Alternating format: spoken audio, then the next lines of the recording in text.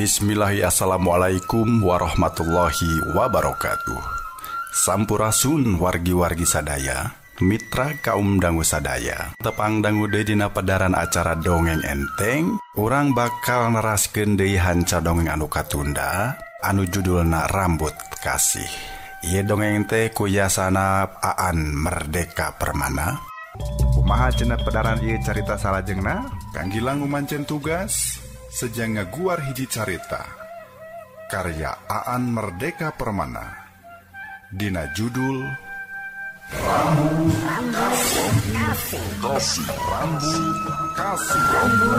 Kasih.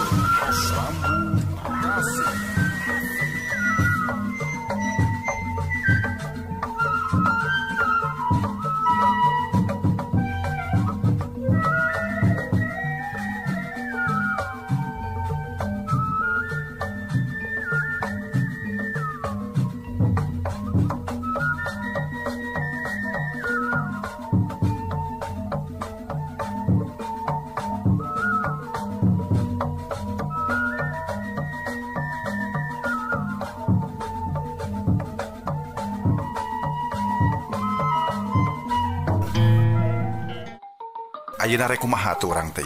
Ceuk suranggana hayang puguh. Kumaha teh nya? Kumaha? Ceuk Ki Saptona. Nya, rek kumaha nya patekadan kisilah. Nyetar minah geus puguh mantuan Arya Perbangsa. Nyetar sih teuing kumaha mikirna da jiga anu bingungeun. Ceuk suranggana. Ceuk aing oge si Arya Perbangsa teh kudu dilawan, kudu dihancurkeun. Tembal Ki Saptona. Nah, mah kudu dihancurkeun. Pan eces maneh nama bakal ngalawan Cirebon. Ari Cirebon pan musuhna kisilah deh. Musuhna balad siluman Rambut Kasih deh. Lamun Arya Perbangsa hayang ngabeunggeut deui wilayah-wilayah anu tadina urut Pajajaran. Kapan eta oge deui kungsi jadi angan-angan kisilah. Omong suranggana neuteub seukeut kaki Soma. Jadi maksud sia aing bisa kompet daunkeun yang Arya Perbangsa, ha? Nah sia oge nuding yen awal akhir aing bakal bilu kasih Arya Perbangsa. Ki Saptona tutunjuk kana cukang irung suranggana. Suranggana mundur salengkah geus kitu giliran manehna nu tutunjuk. Kisilah kudu bisa nembongkeun alasan anu kuat. Kudu bisa nembongkeun alasan anu kuat ka kami. Naon pangnah henteu satuju kana gerakan Arya Perbangsa. Ceuk suranggana hayang puguh kana karep Ki Saptona. Ditanya kitu Ki Saptona eja geler beri sakapeung teten jerag kana taneuh. Dasar siapa jalma balagu. Teu era-era si Jongjo boga murid bodoh kawas kieu. Ceuk Ki Saptona ngajejeleh. Suranggana mah molotot we da hayang geuwat nyaho kumaha patekadan Ki Saptona. Dengekeun sia jalma bodoh. Sanajan nya aing kungsi boga cita-cita sangka nagri Pajajaran anjeun deui. Tapi dina ngahijikeun deui wewengkon-wewengkon urut Pajajaran, aing mah henteu jiga si Arya Perbangsa. Eta mangkeluk hayang ngabeungkeut wewengkon urut Pajajaran teh, lain deuk nanjirkeun Pajajaran. Lain dumeh boga rasa cinta ka Pajajaran, tapi ku alatan kaedanan ku kakawasaan. Tuh, jauh pisan eta teh jeung pakarepan aing. Nu matak aing mah teu hayang ngarojong perjuangan si Arya Perbangsa. Nu matak ku aing bakal dilawan. Sebab eces dina tarekahna teh manehna geus ngagunakeun ngaran balad siluman Rambut Kasih. Geus ngotoran ngaran balad siluman Rambut Kasih deuleu. Ceuk Ki Saptona nafsuna ngagugudag. Ari geus ngadenge eusi hate Ki Saptona kitu mah suranggana oge unggek-unggekan. Lamun dilawan kitu bae, urang moal kuat ngayonanana. Sakumaha kakuatnan balad siluman Rambut Kasih. Moal sanggup ngayonan tilu gabungan antara Talaga Raja Galuh jeung Sumedang Larang. Ceuk suranggana. Baru Sumedang Larang oge bilu ka gerakan si Arya Perbangsa nya. Ceuk Ki Saptona reuwas. Suranggana gide teu baleg sia mah capluk teh. Ceuk Ki Saptona garo-garo teu. Sumedang Larang salaku karajaan mah teu kabaud kana eta gerakan. Tapi sawatara aparatna bisa jadi milu aub. Ceuk suranggana. Naon buktina? Ceuk Ki Saptona. Buktina moal sapati-pati Arya Perbangsa rek ngarurug Sumedang Larang. Lamun manehna henteu dibantuan ku urang jero. Ceuk suranggana yakin. Ngadenge kitu Ki Saptona geus ulang deui mikir. asa tegaharti kena naon orang Sumedang larang make mantuan syariah perbangsa anu puguh-puguh rek ngancurkeun nagarana. Aing teu percaya mun si Jaya perkosa si Terong Peot si Sayang Hawu jeung si Pancar Buana anu sakitu satia satu huda ka Prabu Gesan Ulun make deuk mantuan karaman sagala. Omong Ki Sabtona nyatang tuh nu jara di euwah-euwah teh lain maranehna tempa Suranggana. Nya saha tuh ceuk Ki Sabtona deui. Sameme Malik ngajawab Suranggana ngahuleng heula geus kitu ka Karamedar pangirana. Ceuk Suranggana sanajan Sumedang larang teh kiwari ka asup nagara badag tur jiga anu tembong persatuanana. Tapi teu mustahil aya nu tugenah tur weleh hayang ngendek-ngendek eta nagara. Atuh montong jauh-jauh kapanan urang Sindang Kasih oge aya nu ngarasa tugenah ka Sumedang larang dume asa diteuing-teuinganan.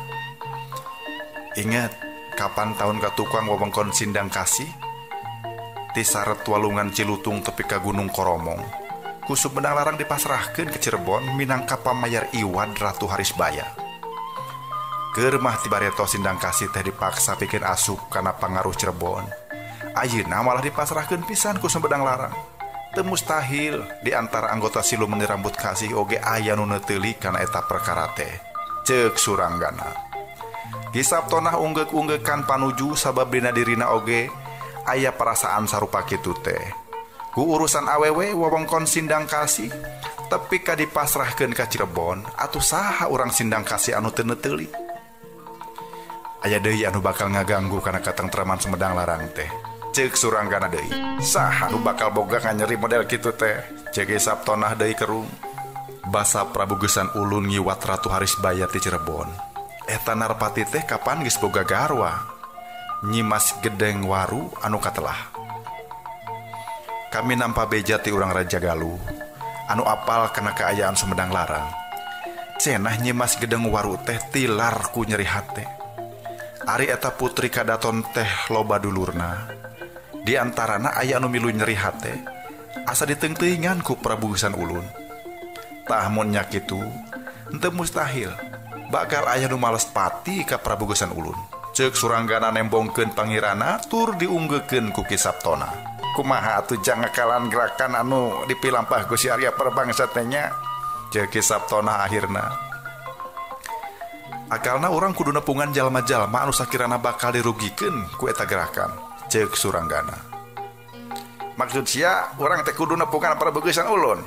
Ceuk Ki Sabtona deui. Eta salah sahijina. Ki Sabtona katembong kerung. Tapi kusakitu oge Suranggana jadi apal yen Ki Sabtona teh kaasup jalma anu henteu pati resepeun ka Prabu Gesan Ulun. Tangtu ieu teh ku urusan iwad Ratu Harisbaya teh. Anu teu kurang-kurang pentingna, urang kudu daek nepungan urang Cirebon. Hah? Nepungan urang Cirebon? Ki Sabtona molotot bakat tingku kaget. Piraku aing musuh gerot urang Cirebon kudu Minang Saraya minta bantuan ka ditu dina meruhkeun si Arya Perbangsa. Kapan eces deh si Arya Perbangsa oge bagundal ti Cirebon deuleu? Ceuk Ki Sabtona geus ejek geler deui. Suranggana gogodeg mireungeuh pola Ki Sabtona anu babari nafsu teh. Montong digugut teuing Ki Sabtona ah. Sabab si Suranggana mah apanan urang Cirebon. Tangtu we kahayang nama urang teh. Serah bongkokan ka Cirebon. Ceuk Soma ngasonan ka ambek Ki Sabtona. Dina upaya mempertahankeun hirup teh, urang kudu boga gawe rangkepan. Jangka salampetan sarerea tina pitenah Arya Perbangsa. Ayah hadena Ki Silah salaku anggota pasukan Siluman Rambut Kasih datang ka Pakungwati. Sebutkeun yen kakacoan Srela ieu teh henteu salawasna dipilampah ku pasukan Siluman Rambut Kasih. Laporkeun sakalian yen Arya Perbangsa teh boga maksud-maksud sejen dina anggone ngumpulkeun kakawasan. Ceuk Suranggana. Di omongan kitu Ki Sabtona ngahuleng jiga keur aya anu dipikiran. Nya aya alusna. Tapi jig we pegawe ku sia. Sia bae nu indit ka Cirebon. Tepungan panembahan ratu di Pakungwati. Bejakeun satarabasna naon anu dipilampah ku si Arya Perbangsa. Ceuk Ki Sabtona kalah ka Malik Nita. Atuh giliran Suranggana anu garo-garo teu ateul sabab pagawean teh bet jadi malindes ka dirina. Guru sia bakal atoheun mun ngadenge sia bisa memeres ieu kaayaan angot. jeung kepentingan Cirebon mah deuleu ceuk Ki Sabtona. Har nah habet jeung kepentingan Cirebon ceuk Suranggana heraneun. Tuh nya da sia mah belaguk deui wae. Lamun ieu laporan ditepikeun ka Cirebon tangtu anu boga kepentingan mah nya urang Cirebon. Syariah perbangsa teh endek nyempongan wilayah-wilayah Cirebon. Jadinya orang Cirebon anu kudu nindakna. Bener teu ceuk Ki Sabtona. Atuh palebah dieu mah deui Suranggana oge kapaksa kudu unggeuk ngaheueuhan. Da memang nya kitu. Gerakan Arya Perbangsa teh sasat bakal ngarugikeun karajaan Cirebon. Tapi naha maranehna teh rek daek nampa ieu parenta? Memang sagala susah da bakal sagala dipasoalkeun.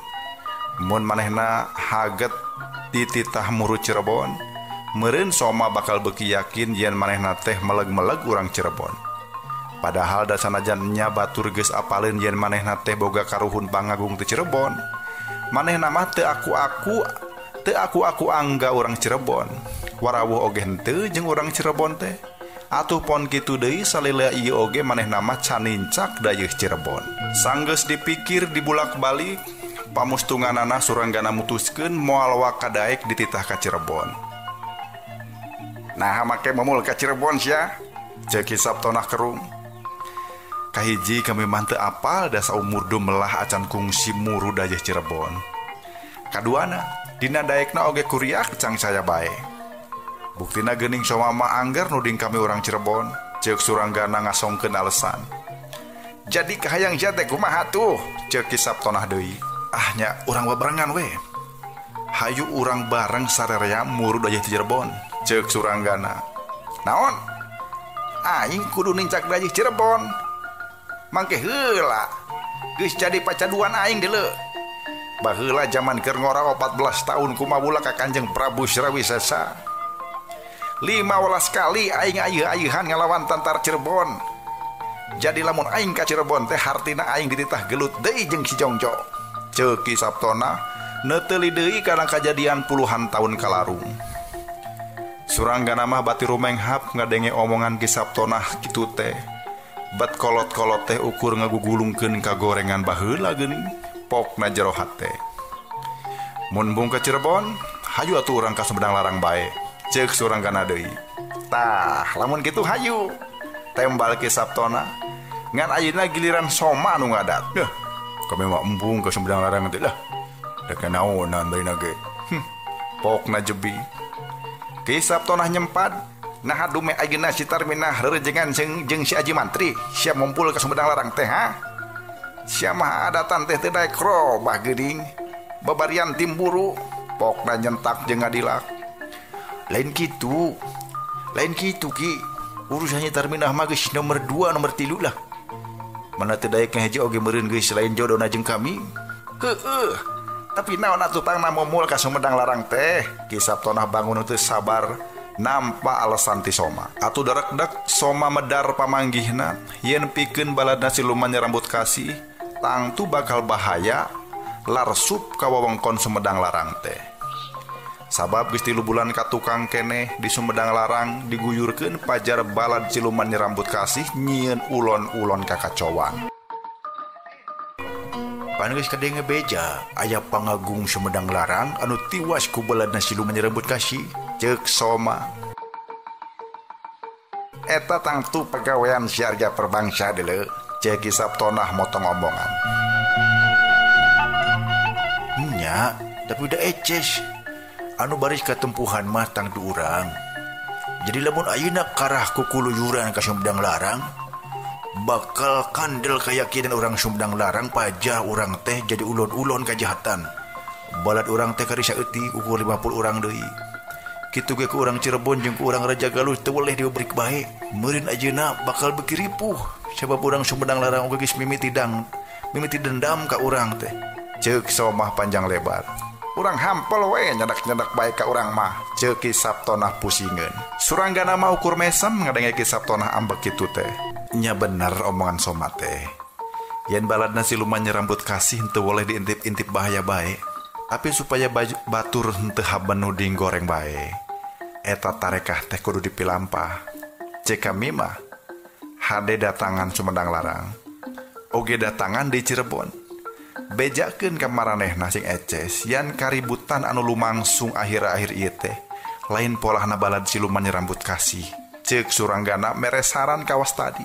Kisap tonah gegetret pusing dan meureun karasa eta tarekah teh berat jeung nangtang bahaya dina ngalaksanakeunana. Anu matak disebut berat teh dan mustahil urang Sumedang larang percayaeun. Sabab apan samemehna oge urang Sindang Kasih teges nembongkeun kangewa ka Sumedang larang ku urusan wilayahna dipake pamayar Iwad Nyimas Ratu Harisbaya teh. Hayu urang laksanakeun wae sanajan berat oge. Keun ku kami dianteur sugan kami bisa ngayakinkeun urang Sumedang larang. Ceuk Suranggana. Di mana holna eta keyakinan teh? Di mana holna? Duh.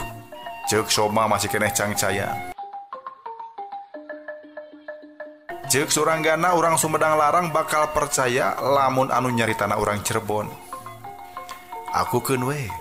Yen kami teh urang Cirebon dina ieu urusan mah. Ceuk Suranggana. Atuh ari geus kitu mah tiluan samiuk rek milampah perjalanan muru Sumedang larang.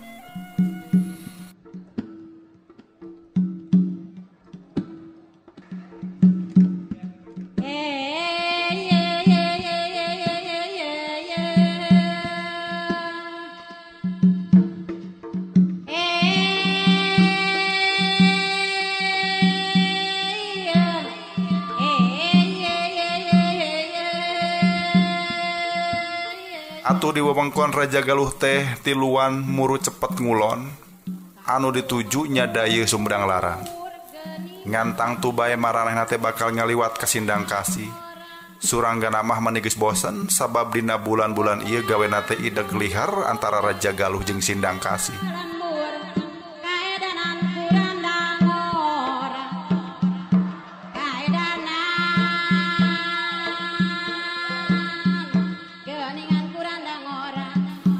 Kisap tonah mah malah ngajak nyimpang heula ka Kampung Kulur. Ceuk manehna di Kampung Kulur teh sasat markasna balad siluman Rambut Kasih.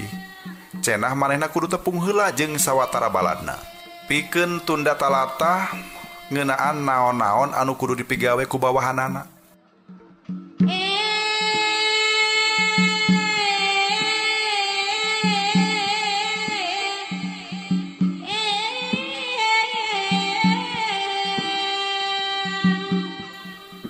Ari ngadenge Kampung Kulur teh bet jadi ras inget ka Nyi Tarsih. Kapan munggaran nyaho ka Nyi Tarsih teh nya di eta tempat. Harita Suranggana rek digawe di tua Kampung Kulur tapi tetela di eta lembur keur aya gehger.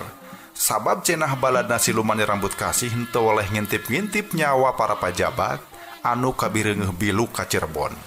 Pamustunganana eta beja teh henteu nyalahan sabab tua Kampung Kulur dibinasa pisan. Ari kadienakeun Suranggana ngajudi yen anu ngabinasa tua Kampung Kulur teh pasti Nyi Tarsih.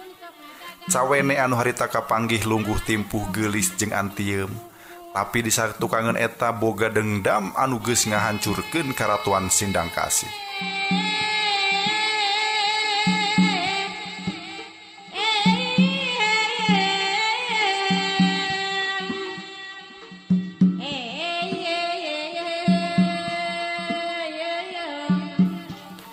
Ayeuna Suranggana bakal balik deui ka eta tempat anu mawanineng keur dirina. Kumaha henteu dipitineung sabab harita manehna ngarasa mamangku awak Nyi Tarsih. Malah leuwihna teh eta Suranggana make nyaho kumaha neuneurna jeung kumaha beuneureuna pinareup Nyi Tarsih. Kabawa kabaya Nyi Tarsih teh boleklak teu dikancingan sabab harita arek digadabah ku tua Kampung Kulur. Cacakan lamun teu tepung jeung Nyi Tarminah di Indrakila mah meureun hate Suranggana teh kabedol ku kageulisan Nyi Tarsih. Aeh keta da centang tulaksana pokna jero hate nya ceuk hatena deui kumaha rek bisa laksana. Kauntun tipung katambang beas ka Nyi Tarsih da apanan Nyi Tarsih teh sabenerna mah putri kadaton keturunan Nyi Rambut Kasih. Nyi Tarsih mah turunan menak Sindang Kasih Nyi Masuminar anu katelah nu matak geuning rerejengan anak oge jeung Aji Mantri putra mahkota Pajajaran. Wajah mah meureun kudu diadu jeung wajah deui ceuk pikirna.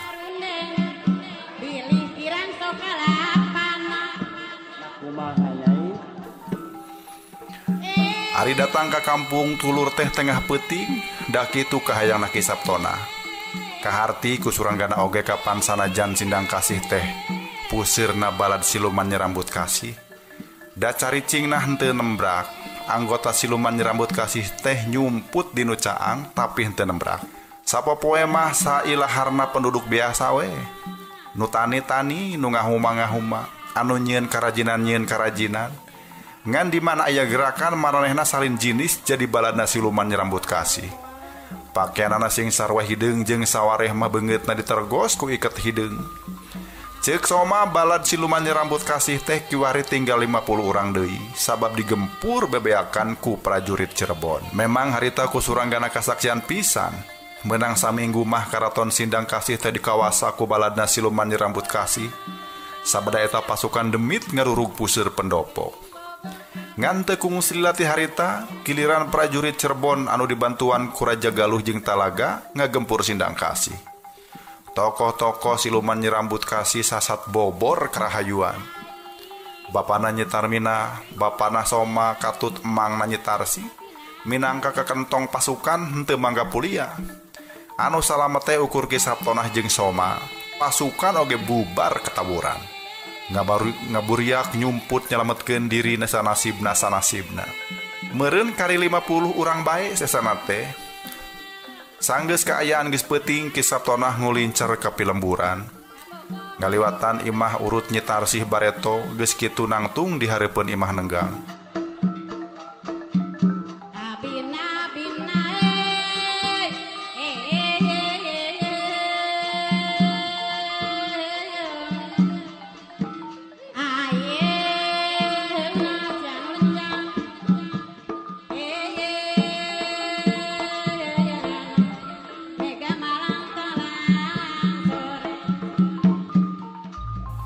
Suranggana inget, ieu teh imah anu harita kumaehna kungsi didatangan dume hayang nanyakeun ka mana luntana ari Nyitarsih jeung emangna.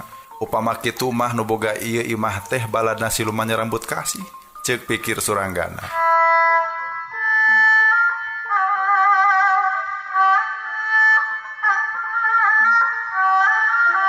Ki Sabtona ngahuit niru-niru sirit uncuing.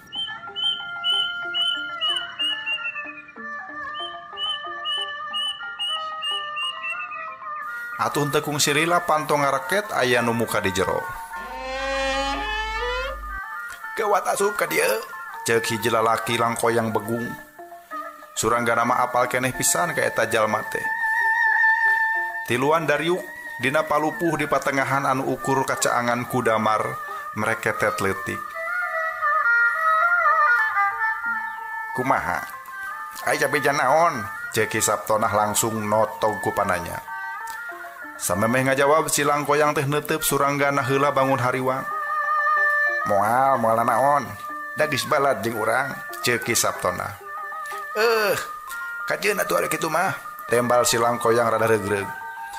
Atuh ari geus kitu mah maehna laporan, cenah keur danget kiwari aman teu aman.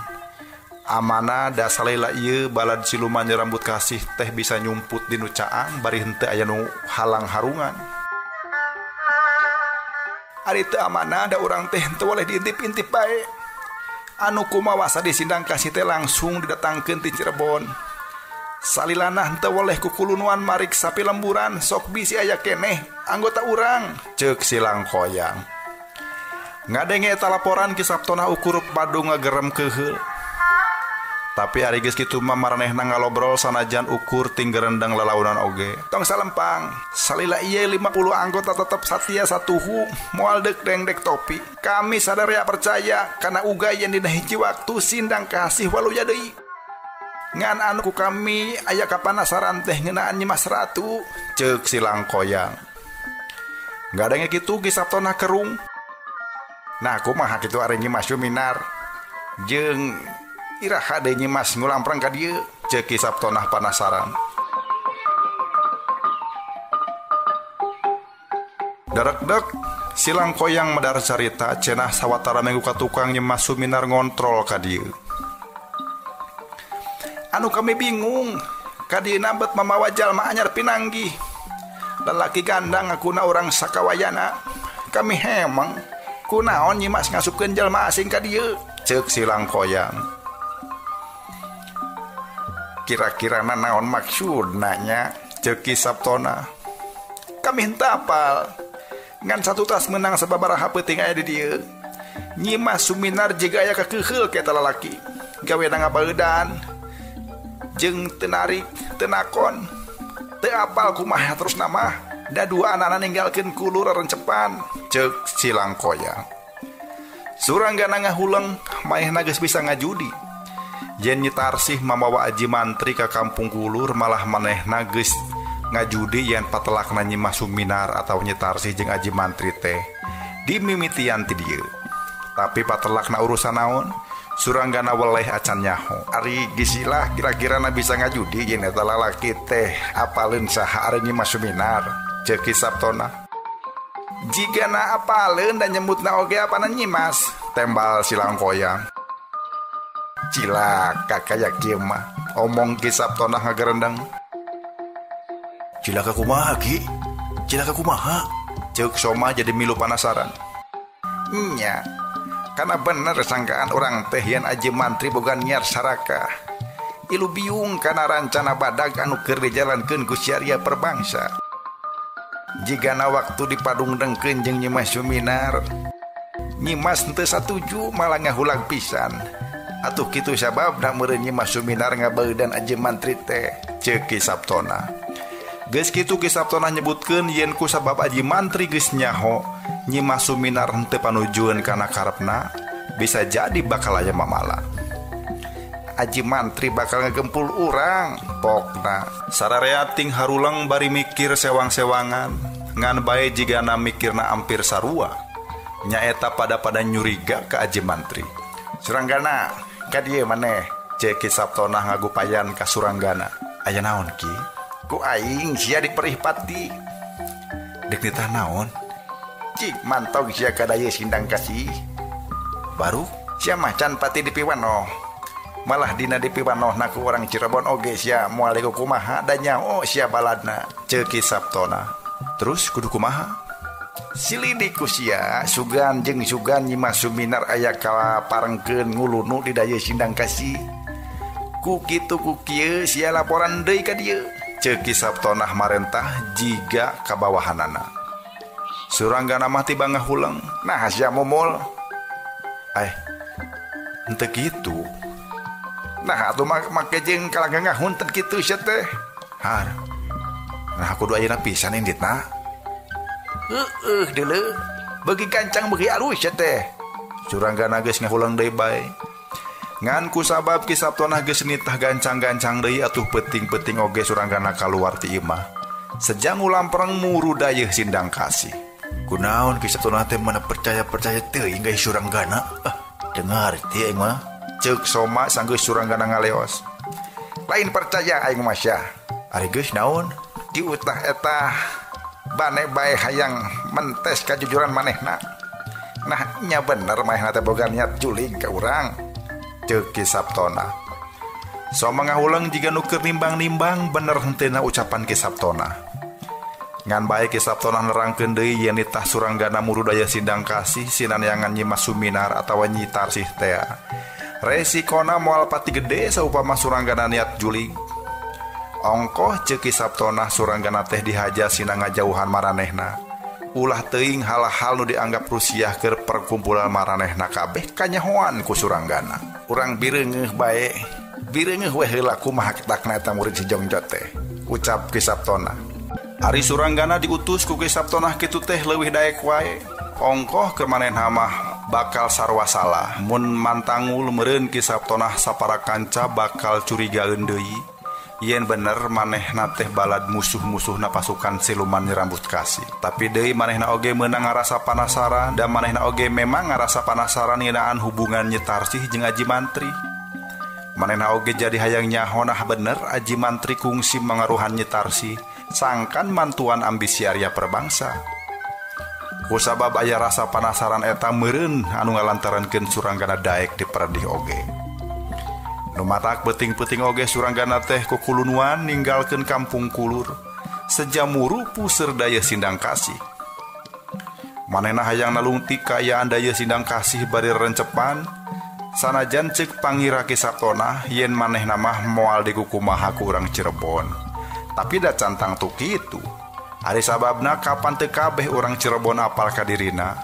Mun mah aya nu dianggap geus apaleun eta meureun kakara Arya Perbangsa bae. Suranggana lumpat ngagunakeun elmu napak sancang sangkan bisa muru dayeuh kalawan gancang.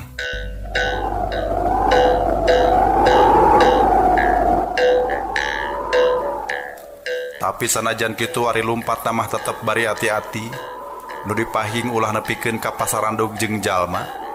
Manehna embung dicuriga ku deungeun. Ari sedengkeun dina jaman harita teu kaop aya jalma anu boga pangabesa luhur, angot dina suasana politik keur harengheng, batur teh babarian curiga.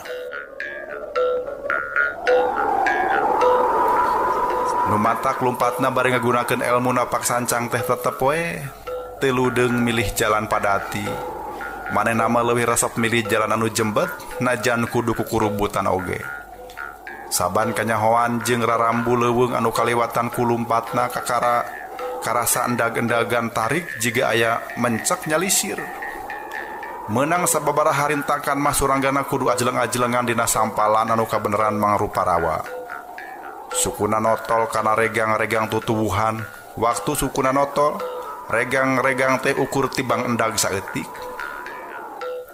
Ngan sanggeus manehna ngaliwatan sampalan anu pinuh ku rawa, suranggana ngarandeg. Nu mata kitu sabab jauh di hareup lapat-lapat ka bireungeuh aya abringan sabubuhan jalma.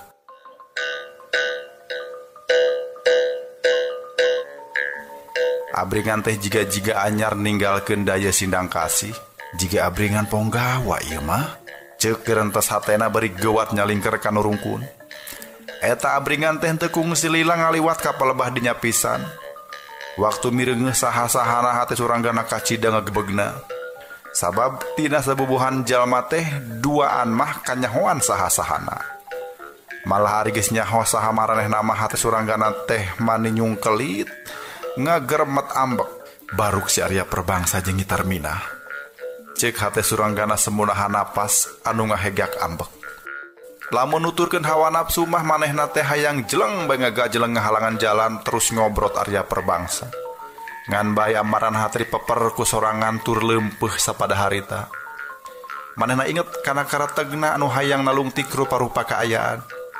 Ngahijina Arya Perbangsa jeung Tarminah mungguh mata kreuwas keur dirina. Kapan jauh samemehna mah Nyi Tarminah teh sakitu ceuceubna ka Arya Perbangsa.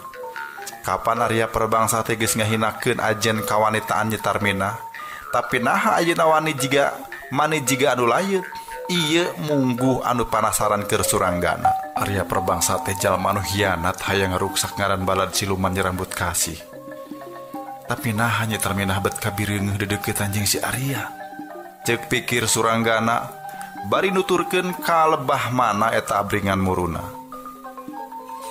Nu teh lamah eta sabubuhan jalma teh keur ninggalkeun daya sindang kasih muru ka tebeh wetan Semungedul. Kajeun deuk ka mana? Jang udah kapanasaran ku aing bakal dituturkeun, ceuk gerentes hate suranggana. Bari ngejat ngabalicet nuturkeun anu keur ngibrit ti heula. Memang sababaraha lilana nutur-nutur anu keur lumpat di hareup tetela geus bisa ngajudi rek kamarana manehna. Geuning jiga anu rek muru ka Raja Galuh ha? Ceuk pikir suranggana. Bisi panasaran ku manehna haben bae ditutur-tutur da nyah teu salah tidak panyangka. Eta sabubuhan jalma teh muru ka Raja Galuh. Ngan bae sawaktu anjog kata peluates dayeuh anu keur ditutur-tutur ting rarandeg heula. Atuh suranggana oge pipilueun ngarandeg. Lapat-lapat dina poekna peuting nu keur diintip teh ka bireungeuh keur guntreng ngobrol. Suranggana hayang pisan ngabandungan anu keur guntreng. Manehna ngajudi Arya Perbangsa teh pasti keur paparentah atawa keur ngatur-ngatur hiji rarancang. Ngan bae manehna henteu wani ngintip leuwih deukeut. Ari sababna boh Arya Perbangsa boh Nyi Tarminah apanan mangrupa jalma-jalma bedas anu luhur pangabisana. Atuh angot Arya Perbangsa mah pangabisana jauh leuwih luhur deui. Suranggana tetep hayang nyelidik pola-pola Arya Perbangsa kalawan rencepan. Atuh ku kituna manehna henteu ludeung ngadeuketan. menang sababaraha lilana rundingan teh jiga rengse kabireungeun teu kung sililati eta riungan jalma aya kana puluhna teh ngaburiak. Arya Perbangsa jeung Tarminah ngabelesat muru puseur dayeuh Raja Galuh ari pasukan teh mencar ka ditu ka dieu. Mireung eta kajadian Suranggana mungguh bingung jeung beuki kebek ku pertanyaan ngan bae hatena gancang nyieun putusan. Aing kudu nuturkeun si Arya anu keur murup puseur dayeuh pokna jero hate.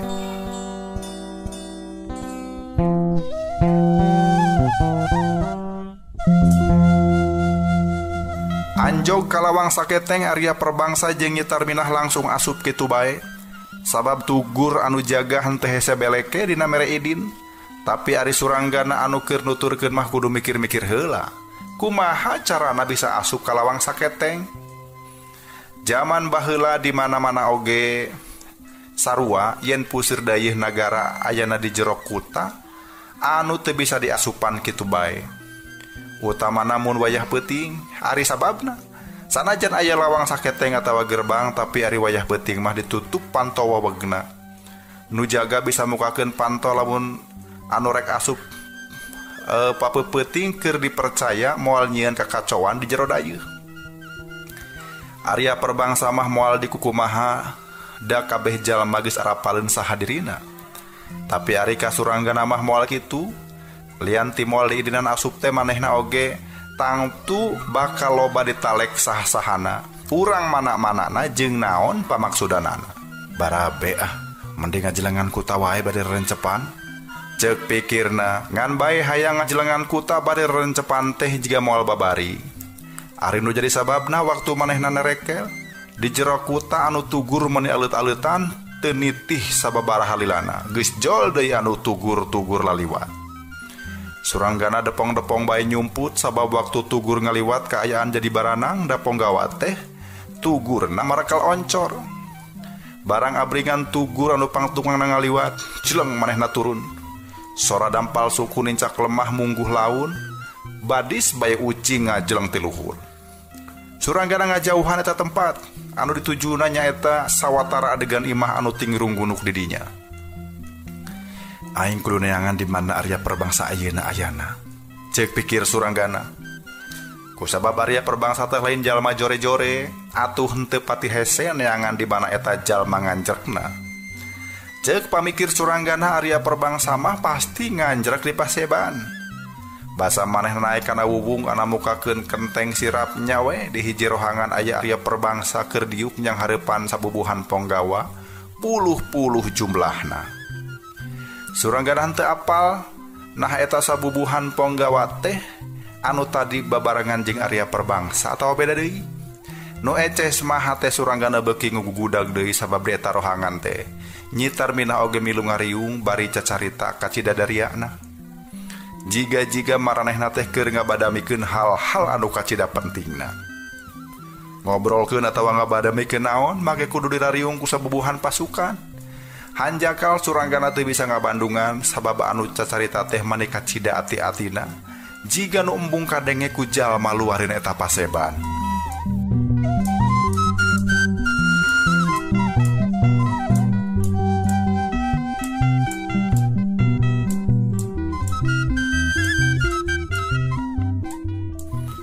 Suranggana jadi penasaran naon anu keur dirarancang ku Arya Perbangsa sapara kanca. Anu eces maranehna teh arek ngagerakeun pasukan. Lamun mah arek nyerang nya arek nyerang saha ayeuna. Suranggana oge hayang nyaho nah eta pasukan teh meleg-meleg ngagunakeun ngaran maranehna atawa nyalindung dina ngaran pasukan siluman nyerambut kasih. Pikeun nyingraikeun eta lalangse eueuh deui cara iwal Suranggana kudu nepungan Nyi Tarminah secara langsung. Nu matak manehna teh ngaradempes we dina wubung ngadaguan batur bongo, tapi Arya Perbangsa teh maneh embung ingkah di dinya, malah mah basa Nyi Tarminah cengkat ninggalkeun pakarangan Paseban. Arya Perbangsa oge nuturkeun ti tukang. Dada Suranggana ngarasa ngageter basa Nyi Tarminah asup ka hiji kobong. Arya Perbangsa oge milu asup.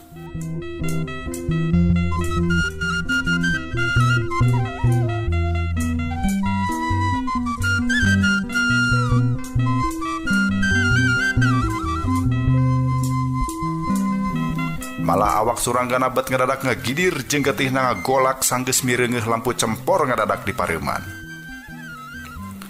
Mun nutur-nuturkeun hawa nafsu manehna hayang nejeh panto kobong supaya reunggas. Tapi sanggeus cep nyekel perah kujang dua pangadekan anu teu oleh nyelap dina cangkengna aneh liwat saking. Awakna nu cikeneh ngagidir teh ngadadak lempes, getihna oge henteu karasa ngagolak. Ngan tetep ari kapanasaran mah nyang karuk dina hatena. Suranggana tetep panasaran hayang nyaho naon anu dipegawe ku Nyi Tarminah jeung Arya Perbangsa paduduaan di kamar poek.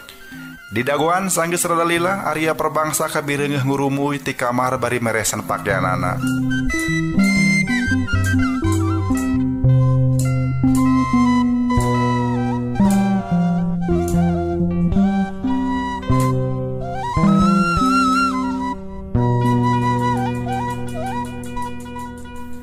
Suranggana jadi inget deui kana kajadian sawatara waktu ka tukang.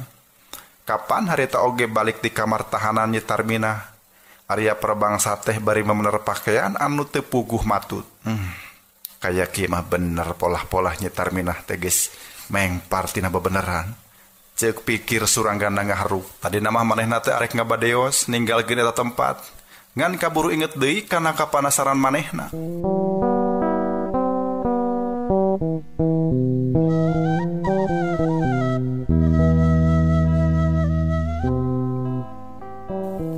Atuh sanggeus di luar kamar kabireungeuh ti iseun ngan gajeleng we Suranggana turun tina wuung. Geus kitu luncat muru panto kamar. Memeh panto disurungkeun masih keneh kadenge hawar-hawar sora anu nginghak semu ditahan. Ngan sanggeus panto di pelengekeun launan sora anu nginghak beuki ditahan. Minangka gantina kadenge sora Nyi Tarminah tumanya. Saha eta? Cenah Suranggana teu ngajawab. Kajaba ngajanteng salila-lila hareupeun Nyi Tarminah anu sanajan remeng-remeng, tapi kabireungeuh masih keneh sare semunyang gigir.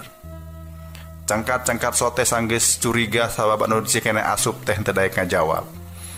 Akang Arya teh, cek Nyi Tarminah tumanya semu heran. Suranggana mah angger we ngajajanteng bari teu lemek teu nyarek. Akhirna Nyi Tarminah cengkat bari nyengeut deui cempor. Barang cahaya lampunya angan rohangan tur kanyahoan saha anu ngajajanteng hareupeunana, Nyi Tarminah ngagoak ditahan. Kang Suranggana, cenah bari nungkup sungutna. Geus kitu gura-giru manehna memener papakaian anu awut-awutan. Ngan sanggeus memeres pakaian jeung buukna Nyi Tarminah geuwat nyokot gobang anu ngagantung dina tihang.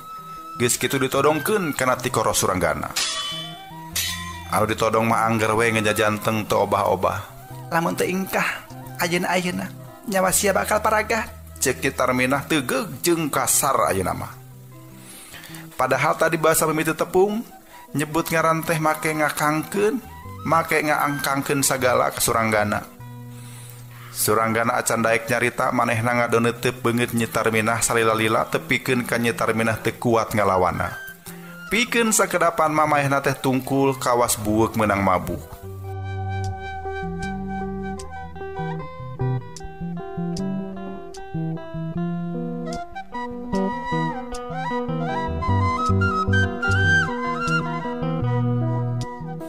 Ngan kitu teh henteu lila da saterusna mah congo gobang teh beuki tarik diteueulkeun kana ti koro Suranggana. Gawat nyingkah. Mun sia ngajadog wae tan wande aing bakal ngagegero prajurit, ceuk Nyi Tarminah ngancam-ngancam. Tapi pikeun ka sakitu kalina Suranggana masih keneh acan daek nyora. Atuh congo gobang teh beuki diteueulkeun deui kana beuheung Suranggana. Dikejetkeun deui sote pedah kabireungeuh aya tatu dina beuheung tepikeun ka getih ngalembereh maseuhan pakaian Suranggana. Kunaon sia ngajadog bae? Hayang kojor sia teh? Hayang kojor ha? Ceuk Nyi Tarminah ti popolotot keheul jeung ketembong dadana reng hapranjuk. Kami daek ingkah lamun sia daek bebeja. Nyai, nyarek dibawa ka mana pasukan prajurit Raja Galuh isukan teh? Ceuk Suranggana nalek. Panona angger neuteub Nyi Tarminah. Getih anu ngalembereh mah diantep we sina maseuhan pakaianana. Lain urusan sia eta mah. Gawat ingkah ti dieu. Sabab mentek itu sia pasti kojor. Jalma anu diuntap intip kana pagawean batur mah polahna jahat sia. Ceuk Nyi Tarminah masih tetep teugeuh. Kaasup untap intip kanu keur sosonoan Nyi. Ceuk Suranggana nyindiran.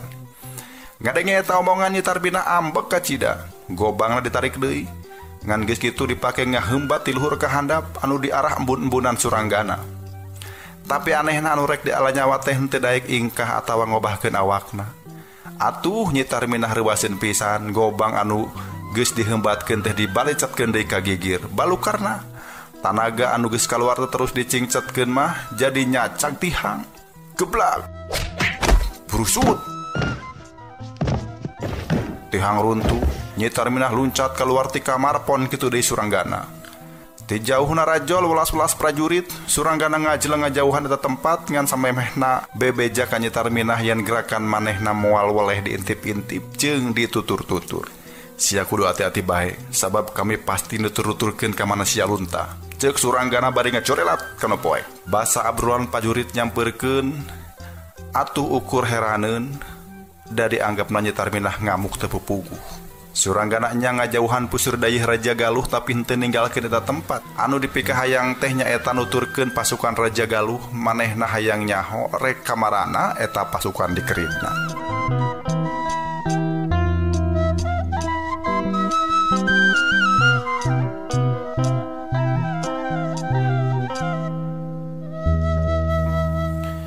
Tapi di daguan tepi ka subuh malah mah tepi ka beurang datang. Ka jalan padati eueuh aleutan prajurit anu ngaliwat ari lain aleutan patani atawa padagang anu rek muru ka tempat-tempat jauh mah. Suranggana ambek asa diulinkeun. Peutingna manehna geus nyuludup deui ka paseban karatuan Raja Galuh. Tetela di dinya ti iseun eueuh saurang-urang acan. Panasaran manehna nyelundup ngadeuketan kobong anu peuting tadi diisian ku Nyi Tarbina, sarua di dinya oge kosong. Geus kitu Suranggana ngajleng kana wuwungan, lempang mapai-mapai hubungan bari saban kenteng sirap anu diduga di handapna kobong saban disuaikeun. Nya sababaraha hiji mah sahandapeuna teh kobong, tapi di jero sasaha Nyi Tarbina eueuh pon kitu deui Arya Perbangsa, Jaya Raksa atawa Surajaya. Kamarana maranehna moal mah geus arindit sacara demit. Alatan panasaran Suranggana kokotetengan neangan jalma saha wae anu syukur para awewe waktu Suranggana asup ka hiji rohangan. Atuh awewe teh kalah kating jalarit. Da aya jalma anyar pinanggih asup teu tatat teu titi teu duduga teu prayoga. Ngadenge awewe ngajerit sababaraha urang ponggawa ka karaka tembong asup ka eta rohangan. Samemeh maranehna meheulaan nyerak manehna Suranggana geus ngajleng bari huthet. Ukur sarintakan kabeh geus ting galebrah labuh nu rada jagjag mah geuwat digusur palebah pundukna. Ayo pejakeun. Arindit kamana aya dirungan sia? Ceuk Suranggana. Sorana digerem-gerem ampe ponggawa sieun. Saha nun? Ceuk ponggawa ngadalaper. Heueuh durungan sia. Dudungan sia saha? Ceuk Suranggana kesel jeung teu sabar. Atuhnya loba. Aya juragan Jaya Raksa malih anu galak mah. Padahal ajeuna teh lain urang dieu, nyatana gan Arya Perbangsa nun. Heueuh eta pokona mah. Suranggana pusing da ponggawa nyarita teh mani talete. Tapi ari ditalek sabener-bener mah deui ponggawa teh kalah ka bebele beban. Nu balik ceritanya teh. Ka mana arinditna ari dudungan sia? Piraku kudu bebeja ka kami. Da marehna mah atuh sasatunungan, teu kudu laporan ieu. Ceuk ponggawa belegug teh. Suranggana beuki keheul ngadengena. Nah sian teh nyaho yen dudungan sia ngerit menit pati puluhan prajurit. Tah dibarawa ka mana pasukan Raja Galuh teh? Ceuk Suranggana teh sabar. Pasukan Raja Galuh mah teu ka mana-mana. Ieu aya di balai satria. Ceuk ponggawa kerung. Suranggana beuki panasaran. Ayo bawa atuh aing ka balai satria. Aing hayang nyaho naha caritaan sia teh bener tah henteu. Ceuk Suranggana bari nyeret eta ponggawa sina lempang ti heula. Atuh ku sabab sieun ponggawa teh ngencit ti heula sejamuru balai satria. Datang kanu ditujul panto badag dibuka satakerna ku ponggawa. Tulung, aya karaman. Ceuk ponggawa gogorowokan menta tulung. Tapi basa panto ngeblak muka eueuh anu rajol narulungan manehna. Suranggana oge jadi heran kunaon anu pajah di balai satria loba prajurit teh beuteung kadenge ributna naon. Ngan basa Suranggana asup tetele eta tempat teh kosong molongpong. Tu geuning. Oh sasaha sia? Ceuk Suranggana ambekeun. Har. Nada penting tadi mah dari ieu. Kami apal pisan. Kabehna teh aya 60 urang. 20 nama bawa ti Cirebon teh. Ceuk Ponggawa darian nerangkeunana. Suranggana nyebutkeun yen penting tadi Arya Perbangsa rek ngerid peuti prajurit Raja Galuh. Ngan nyao rek dikerid ka mana? Ari Ponggawa nu dibere nyaho teh kalah ka Molohok. Nah, rek miang ka mana? Dari dieu mah eueuh bancang pakewuh anu pohara lain gangguan tibalana siluman rambut kasih mah. Ceuk Ponggawa heraneun. Sabot kitu sabubuhan Ponggawa sejenna lompatan nyampeurkeun ka dinya, malah teu leleda ngepung Suranggana. Tewak Karaman, tewak. Cenah ting corowok. Maranehna gogorowokan cenah eta Karaman teh geus maehan puluh-puluh prajurit, teu kurang ti 20 prajurit geus palastra. Teu kurang 20 prajurit geus palastra. Itu di balewatangan, tangtu ieu mangkluk anu maehanana. Ceuk Ponggawa sejenna. Suranggana ngagebeg reuwas, lain reuwas dumeh ku dipitenah tapi reuwas sote alatan ngadenge beja. Yen 20 prajurit tiwas di rohangan balewatangan. Kusabab panasaran hayang nyaho atuh waktu manehna dicangkalak teh, manehna teu ngalawan. Awak Suranggana diseret dibawa ka balewatangan, arek diasupkeun ka jero kamar jaruji besi. Nah eta prajurit anu tiwas teh kabehna ti Cirebon. Ceuk Suranggana nyelengkeung. Nah, hasia mah kita tanya sarupa kitu, ceuk Ponggawa saurang. Ku Suranggana disebutkeun yen Ponggawa anu tadi ku manehna dicangkalak nyebutkeun yen tina 60 prajurit Raja Galuh 20 nama bawa ti Cirebon. Heueuh deuleu. Tapi nah hasia teh mana ku telengas-telengas teuing, ceuk Ponggawa anu nyangkalakna. Suranggana mah henteu nembalan ka jaba kerung jiga anu mikir jero. Ari prajurit anu 40 urang deui Mariang ka mana? Ceuk Suranggana sanggeus rada lila kerung. Sia make kudu tatanya sagala rupa. Mun loba tatanya mah sia bakal paeh deuleu. Ceuk Ponggawa bari cebrod neunggel puhu ceuli Suranggana. Nyeri ari nyeri nama. Ngan teu matak cilaka da teunggelan eta Ponggawa teh teu dibarengan ku tanaga gede. Suranggana dicangkalak rek dibawa ka bui anu pernahna ditukangeun balewatangan. Sapaparat jalan ka bireungeuh mayit prajurit Patulaya. Rata-rata nandangan tatu anu pohara. Suranggana ngajudi tangtu samemehna di balewatangan kungsi aya begalan pati. Tapi ngalawan saha? Ari Ponggawa anu tadi hohoak mah gampil we nuding ka dirina. Pajak teh cenah Suranggana geus mateni puluhan prajurit Cirebon. Geus moal salah lamun deui tangtu sia. Geus moal salah deui tangtu sia. Sababnya sia anu sawetara waktu ka tukang geus jerusup kana pasanggerahan Ki Jajalaksa teh. Nya sia pisan anu geus nyieun kakacauan dina karosmen peuting harita teh, ceuk eta Ponggawa. Meureun manehna mah apaleun yang Suranggana jeung Nyi Tarminah kungsi dikepung di sisi bale kambang karatuan Raja Galuh. Malah boa eta Ponggawa oge apaleun yen Suranggana kungsi digenah-genah jeung disenangkeun jero sapeuting ku Arya Perbangsa. Suranggana digebloskeun ka jero kamar jaruji besi ari mayit anu Patulayah anu jumlahna aya kana 20 urang teh. Ditungtutan diangkut hiji-hiji. Dikaluarkeun ti balewatangan nyaor dibawa ka ngan basa Suranggana ngaliwat aya hiji prajurit Cirebon anu make ketubodas. Napasna masih keneh aya sanajan geus ngalempreh teu walakaya oge. Ceuk pikir Suranggana lamun eta prajurit masih keneh dipanjangkeun umur, nya meureun ukur manehna anu bisa nerangkeun naon kajadian anu kungsi lumangsung. Basa manehna geus nyirekem di jero kamar tahanan, hatena ngira-ngira rek dikamanakeun eta puluhan korban teh. Jeung anu leuwih dipikiran deui, puluhan korban teh nya balukar naon. Ari Ponggawa mah manira rangu nudingan ka manehna. Pajah teh eta gawe manehna da geus kapanggih kungsi nyieun kakacauan di Raja Galuh. Suranggana jejerged hayang gerak kaluar deui ti kamar tahanan. Mireungeuh kaayaanana sanajan eta kamar di jaruji besi tapi kapanggih tulakna henteu pati rapi. Mun kumanehna disurungkeun ngagunakeun rok rak pasti bakal esot. Ponggawa teh maniti taliti pisan. Atuh sakedeung deui aing bisa kabur ti dieu. Pokna jero hate bari seri leutik. Da nya sanggeus didinya tiiseun Suranggana mah babari pisan ngalaan tulak teh. Atuh henteu kungsi la oge geus kaluar tina rohangan jaruji besi. Geus kitu mah belesat wae nyusul rombongan Ponggawa anu keur ngangkutan korban teh.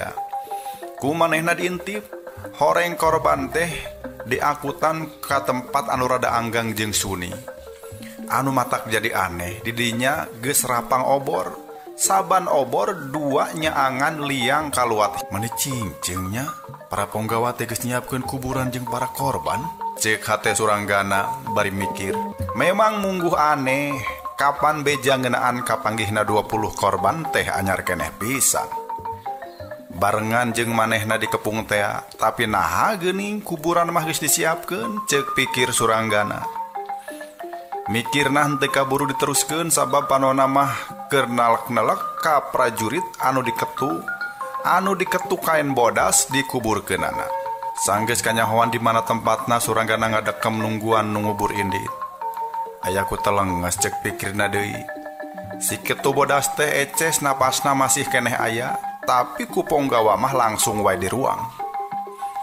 Sanggeus didagoan bubuhan kolobaan ngubur 20 prajurit teh henteu kungsi meakeun waktu nu lila. Atuh sanggeus maranehna aringkah mah Suranggana gura-giru nyampeurkeun kuburan si ketu bodas. Geus tepi geuat ngali deui taneuhna. Barang gorehel jalmana geuat dijait dibawa ka luhur, untung geuning napasna masih aya keneh. Ku Suranggana dibantuan deui ku napas buatan, hariguna diteundeut-teundeut jeung urat-urat pigilang katut urat sukuna diurutan. Henteu kungsi lila ti eta. Si ketu bodas teh beuntak, rurat reret sakedeung geus kitu peureum deui. Suranggana ngaguyah-guyah lalaonan. Kituna teh bari tatelepek tatanya, utama namah manehna tumanyak. Kunaon pangna maranehna bisa carilaka kitu? Mimitina mah hese pisan ngajawabna ngan bakat kulila disina eling si ketu bodas cumarita haros-hos tur napasna ngahegak. Cenah maranehna teh keureuh di balai satria. Sabot kitu datang utusan Arya Perbangsa nyebutkeun yen balad siluman rambut kasih ngajorag ka balai watangan. Atuh sarerea pahibut muru balai watangan bari henteu kungsi kapikir samemehna. Nah aya naon di balai watangan tepikeun ka baladna siluman rambut kasih kudu ngajorag kadinya. Ana maranehna anjog ka jero rohangan balai watangan tetela cenah eueuh sasaha. Ngan waktu kami rek budal. Di mana mendi kami dikepung ku pasukan nu dibaraju hideung di taragos hideung. Kabeh sadakti. Kabisa kami.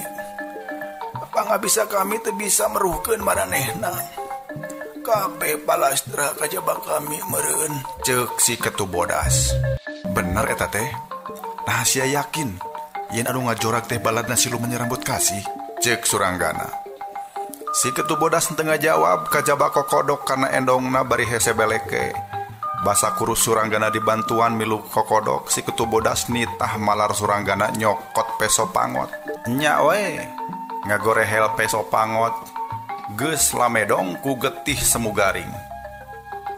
Si ketu bodas nyebutkeun eta peso teh nubles kana beuteung sobatna.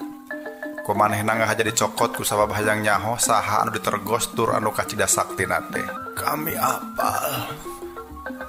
Saha anu mamake peso pangot mah. Apal kami mah. Ceuk si ketu bodas haros-hos jeung beuki leuleus. Saha manehna teh? Saha kesilah? Suranggana ngagugujrag si ketu bodas.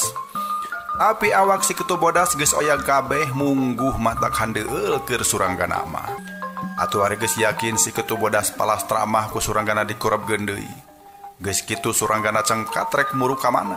Tangtu arek kedatangan deui ponggawa anu cikeneh ngurebkeun 20 prajurit Cirebon teh. Ngan waktu manehna balik deui ka wewengkon Paseban ulasan ponggawa keur pahibut bari semu hariwang. Ku Suranggana didedengekeun horeng maranehna teh paribut neangan dirina. Kumaha nah eta mangkeluk teh nya kira-kirana geus kabur jauh. Ceuk anu saurang kumisna nyeripit ipis irungna bengkung. Sumuhun si Suranggana teh parantos mabul non. Embal ponggawa anu jiga nama bawahanana. Keun antep si Suranggana cenah kabur. Sabot kitu bewarakeun ku urang yen eta mangkeluk teh geus nguwak ngawi ka Raja Galuh. Samalah 20 prajurit Cirebon tiwas ku manehna. Sanca sia ka utus ngirim laporan ka Pakungwati beuteung ieu keneh. Ceuk si kumis nyeripit. Meg hate Suranggana henteu salah ceuk pangirana yen di dieu teh keur aya reka perdaya. Reka perdaya keur kapentingan naon acan bisa kapaluruh. Ngan anu eces manehna teh kaasup bagian tina anu dirugikeun ku ayana eta reka pedaya. Cikeneh kadenge yen jalma anu nelahna Ki Sanca teh rek diutus ka Pakungwati Cirebon. Lamun hayang nyahon naon perlu nangirim utusan ka Pakungwati, Suranggana tang tu kudu bisa megat-megat Ki Sanca engke di tengah jalan. Atuh manehna teh ngadempes wae dinusuni ngadagoan iraha Ki Sanca miangna. Ngan anu Suranggana bingung teh, naha anu mana deui jalma anu katlah Ki Sanca teh. Di dinya teh panaja welas-welas Ponggawa. Ku kabeneran pisan Ponggawa anu katlahna Ki Sanca teh henteu nembalan basa diparentah teh. Atuh waktu welasan Ponggawa dititah bubar ti dinya kabeh ting buriak ka mana mendi. Ari Ki Sanca naha anu mana cek pikir Suranggana bingungeun. Meureun takara Suranggana kaluar tina panyumputanana. Tur ari geus kitu mah manehna oge nuturkeun ti kaanggangan. Kuda anu 5 jicir teh heula lompatna lumayan tarikna. Mapai-mapai jalan padati anu engkena bakal ngaliwatan ka wewengkon Sumber terus bangblas ka Cirebon. Tapi samemeh maranehna nepi ka wilayah Cirebon, Suranggana kudu geus bisa nyerek Ki Sanca. Nu matak sanggeus nuturkeun eta abringan meunang sababaraha lilana. Lumpatna Suranggana teh ditarikeun anu dipiharep bisa nyusul eta abringan. Waktu abringan ngaliwat ka jalan anu nikung, Suranggana meh ajleng-ajlengan motong jalan ke tempat anu rada luhur. Sanggeus aya di luhur kabireungeuh aleutan teh aya di handap keur nikung.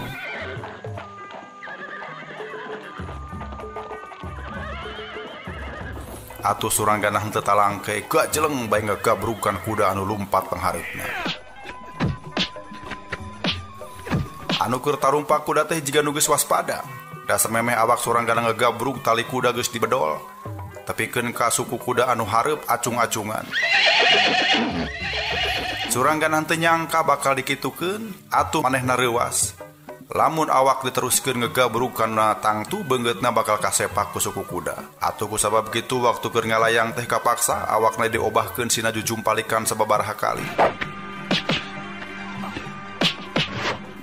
Basa kebenaran suku kuda keur katebe handap, giliran suku manehna anu totojer ditujulkeun kana beungeut anu tumpak.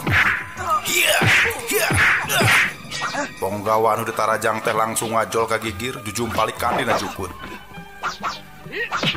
Suranggana oge ngajumpalik deui sajumpali pas tepi kana taneuh sukuna ajeg pengkuh. Ngan kitu teh henteu pati lila sabab nu tarumpak kuda kabeh geus tarurun tur ningker manehna. Si Suranggana ceuk anu saurang apaleun, kituna teh bari mesat gobang terus dipake ngaheumbat ka hareup.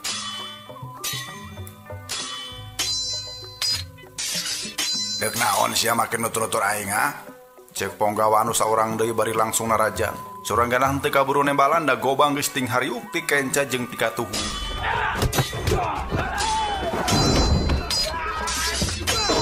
Atuh hari geus kitu mah ngander bae begalan pati. Suranggana saurang dirempuk ku Ponggawa limaan, tapi menang sababaraha jurus breh ka tembong yen pangabisa anu limaan teh henteu pati alus.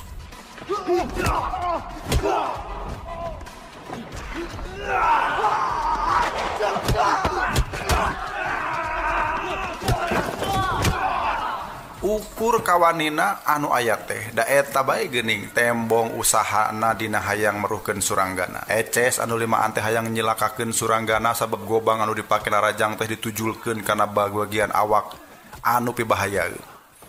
Tapi kapinteran Suranggana masih jauh leuwih luhur batan maranehna. Atuh sanajan dikepung ku limaan oge. Ari anu kapepet mah malah nyanu limaan eta. Tur henteu kungsi lila.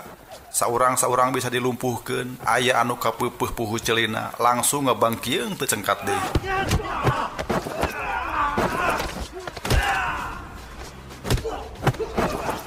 Aya deui anu kababuk hulu angeunna tepikeun ka gogorentelan. Anu duaan mah ting koceak bari nyarakalan pigeulang sabab gobang anu dicekelna mecleng ti betik ku dampal suku Suranggana.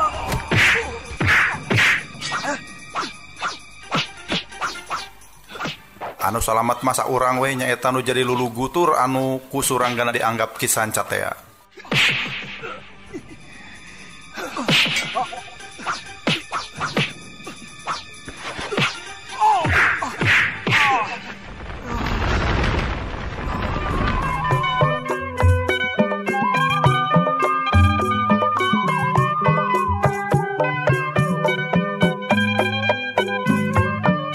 Ayo bejakeun sia sanca.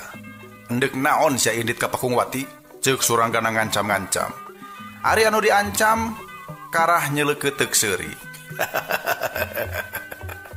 Nah sia daeng malain Ki Panca pokna. Demi ngadenge eta pangakuan Suranggana acan waka percaya kitu bae. Manehna keukeuh nuding yen sabenerna mah ieu jalma teh Ki Panca. Panci anu diutus nyieun lalampahan Muru Pakungwati teh sia. Ceuk Suranggana molotot ambek beri ngancam kana kasalametan eta jalma. Ngan eda si Ponggawa teh batan sieun kalah ka ngagak-gak di seuri. Tetela jate nya jalma podo cek dudungan aing oge. Syariah perbangsa dudungan sia teh. Ponggawa ukur seuserian. Gomplong ku Suranggana ditempilingan kenca katuhu tepikeun ka babangkieungan. Ngan bae Suranggana henteu ngagunakeun tanaga sahinasna. Cacak lamun kitu meureun pipina remuk nyawana ngalayang. Batur-baturna ukur tinggarowak bari teu sanggup nulungan da meureun geus karasaeun kumaha wawasen Suranggana teh. Ongko maranehna oge lolobana mah geus taratu alatan jogol tadi. Namun sia teu daek ngaku, tangtu sia bakal kocor ayeuna pisan. Ceuk Suranggana. Aing ngaku balada juragan Arya deuleu. Cek eta jelema nyekelan pipi kenca katuhu. Lain eta bae, sia kudu ngaku yen ngaran sia teh Sanca. Kumaha kudu ngaku kitu da aing malain Ki Sanca. Ki Sanca mah keur tugas ka Pakungwati ngagunakeun jalan bongas deuleu. Ceuk Ponggawa. Jadi sia lain si Sanca ha? Lain, kami mah duliman deuleu. Nah atuh make ngaku-ngaku Ki Sanca sia. Har. Iraha aing ngaku Ki Sanca.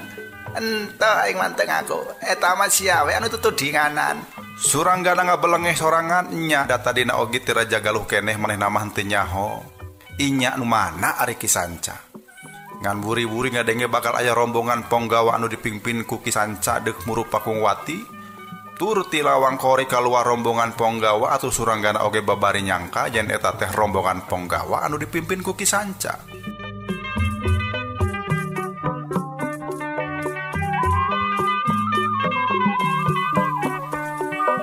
Aisyah Muru ka dieu deuk ka mana sabenerna?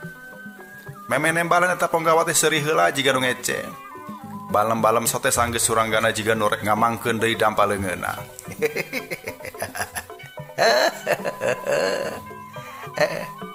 Aing mah dititah ka dieu teh jeung ngulinkeun sia supaya ketipu. Supaya rombongan Ki Sanca mah bangplas Muru Pakungwati kelawan eueuh gangguan ti sia. Suranggana lengah ulang. Pinter pisan nyade dengan aing mah. Teu jiga sia bodoh ka tata loyo. Omongan Ponggawa waktu mireungeuh Suranggana ngahulang sakedapan. Diecek itu Suranggana geus melotot deui bae. Ngan henteu ari bari nyingsieunan ngamangkeun peureup mah. Aing neuleuh si Arya mah pek balad sakitu lobana. Kira-kira keur naon eta? Suranggana mendahkeun panalek. Nganu ieu mah tetela teu dijawab ku si Ponggawa. Suranggana geus rek ngamangkeun peureup, tapi si Ponggawa geuwat nyebutkeun yen manehna mah henteu nyahona naon. Pek tanyakeun ka balad aing, bisi kurang percaya ka aing mah. Kitu teh bari nunjuk kanu keur ngajongkeng bari teu lawala kaya. Goblok sia. Aing ditetah nyalek jalma anu deuk jadi bangke, omong Suranggana geheul.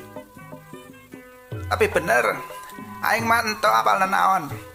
Enya ari aya prajurit anyar mah. Ngan bae kami ente wanita telepek. Nya jika anu dek merangan teteh. Tapi dek perang jeung saha kami oge ento apal. Ngan hawar-hawar kedenge beja, paja eta rombongan teh poe ieu kene oge dek iyang. Yang ka mana sia? Aduh nyao pokok ento apal ento. Sok sia dihampol ku aing sia. Nyaan pokok. Aduh ento apal. Masing aing disingiseunan dek dipatene ku sia oge. Moal bisa ngejawab dan ento apal teh. Ponggawa muringi sieuneun. Suranggana ngahulang bisa jadi nya ieu jalma teh henteu apaleun. Tur lamun nya kitu bisa jadi deui Arya perbangsa keur nyieun reka perdaya anu rarencepan pisan. Aing kudu nalungtik kalawan gemet. bisi si Arya Perbangsa nyin polah euwah-euwah ngariweuhkeun umat. Cek pikir Suranggana, bari ngajengkat rek ninggalkeun eta tempat. Ngan bae kakara oge salengkah si Ponggawa geus nyebrut rek ngakalakeun.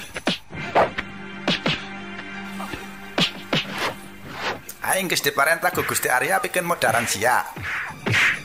Pokona aing kudu modaran sia. Omongna bari ngegorobok bari ngajeleng.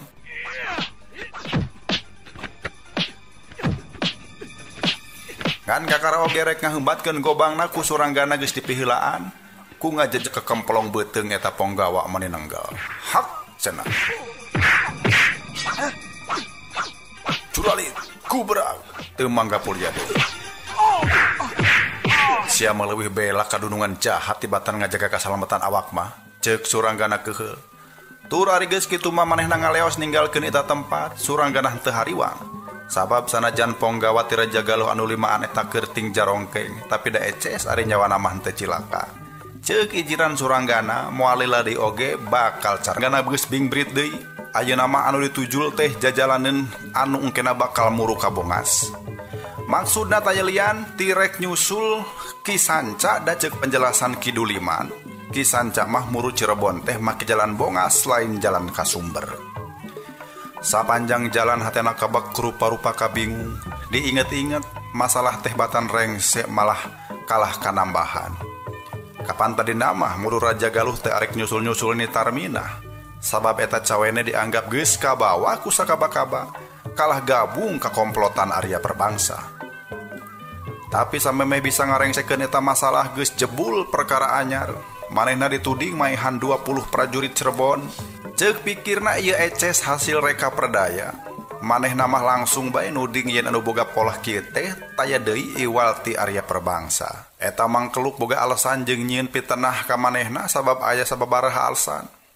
Arya Perbangsa teh ayeuna tangtu ijieun pisan ka manehna. Ari anu jadi ijidna kahiji Suranggana teh eces dulur sabapa misah indung, tapi waktu diajak nyieun gerakan Suranggana nolak sapajodogan. Ku sabab nolak kana pangajak Arya Perbangsa, Suranggana dibeberi ku balad-baladna. Tangtu Arya Perbangsa geus marentahkeun malar dirina di Alapatina, sabab dianggap geus nyaho kana rusiah gerakan anu bakal dijalankeun ku eta komplotan.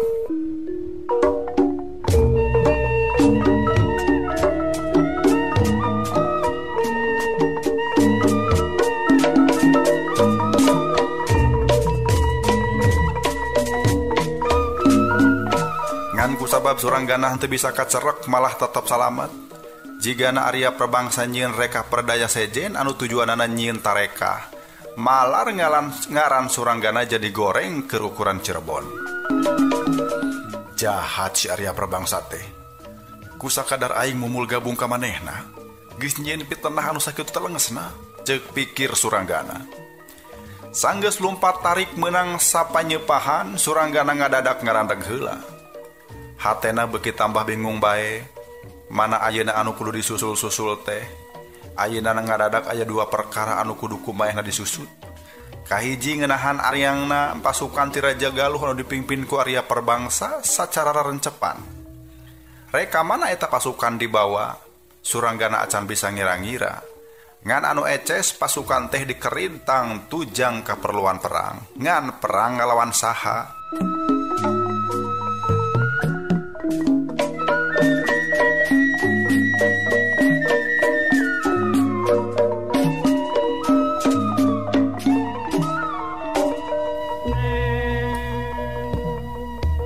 Lamun aing henteu kaganggu ku pitenah, meureun aing teh keur nyusul-nyusul pasukan Raja Galuh, ceuk pikirna. Suranggana ngarandegna rada lila, da keur mikir-mikir mana anu kudu dipentingkeun. Pamustunganana Suranggana malikeun deui tujuan, ceuk pikirna mending nyusud pasukan Raja Galuh bae. Sabab eta teh tangtu mangrupa gerakan penting anu pibahayaeun. Ari urusan pitenah kadirina bisa direngsekeun satu tasna. Sabab ceuk pikirna, reka perdaya pitenah kadirina teh aya rambat kamalena jeung urusan-urusan badag anu keur dipigawe ku komplotan Arya Perbangsa.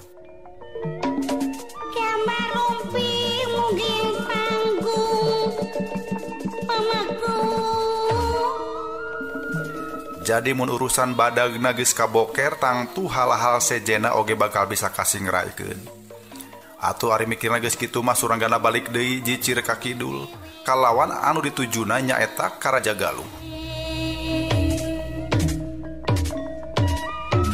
Dicecek.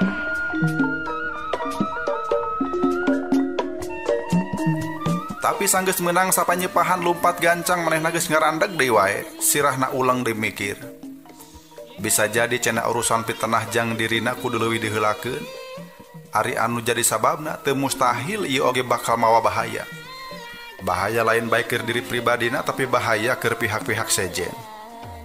Suranggana hariwang, tiwasna 20 prajurit Cirebon di Raja Galuh teh bakal nyiptakeun amarah anu pohara ti urang Cirebon. Kasaha eta amarah nambah kali timpakeun? Eta anu kudu dipikeun nyaho ku manehna ayeuna. Jeung umpama kitu Suranggana kudu upaya satekah polah malar surat anu dibawa ku Ki Sanca jeung Panembahan Ratu teh ulah tepi. Nya, mending kene nyusul-nyusul Ki Sanca we cek pikirna deui. Kituna teh bari jeung leok deui muru ka kaler, baretek deui lumpat tarik. Wayah subuh teh geus tepi ka Bongas, sanggeus anjog ka Gunung Kapur manehna rekel kana gawir. Geus rada luhur urat reret ka tebeh wetan ti dinya mah da atuh pugu atrapisan tetenjoan teh.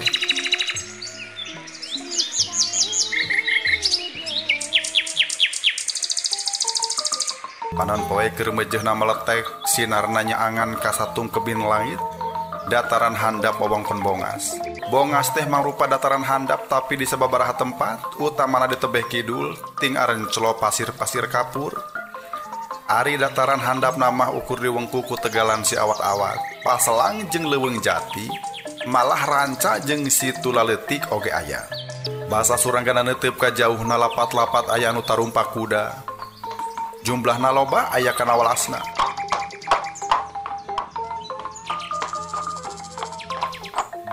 Kuda teh kabeh oge henteu keur lumpat tapi malah keur caricing. Ari anu tarumpakna aran jeucle dina tonggong kuda bari jiga aya nu keur diawaskeun di tebeh kulon. Barang ku Suranggana disidik-sidik horeng maranehna teh keur ngawaskeun anu tumpak kuda sejena anu jolna ti tebeh kulon. Anu keur muru atawa keur ngadeuketan rombongan anu aran jeucle dina welas-welas kuda teh. Suranggana terus nuturkeun ku paniteupna nya we. Lalaki saurang anu tumpak kuda teh akhirna nyampeurkeun ka rombongan anu aya di wetan. Geus kitu maranehna papahareup dina kudana masing-masing jiga anu keur cacarita. Henteu kungsi lila anu saurang teh diajak muru ka wetan, ngan sawarehna deui mah anu tarumpak kuda teh ninggalkeun maneh di dinya. Suranggana jadi panasaran hayang nyaho, atuh ku kituna manehna ajleng-ajlengan deui ka handap.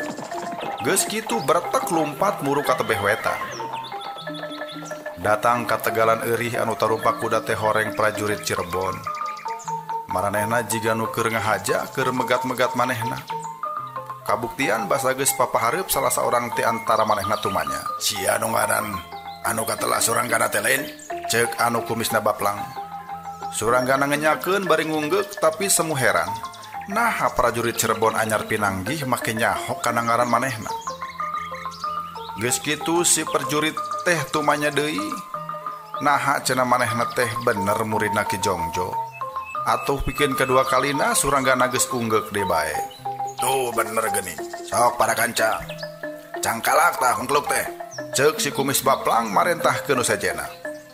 Atuh teu talangke Suranggana dikepung wakul buaya mangga.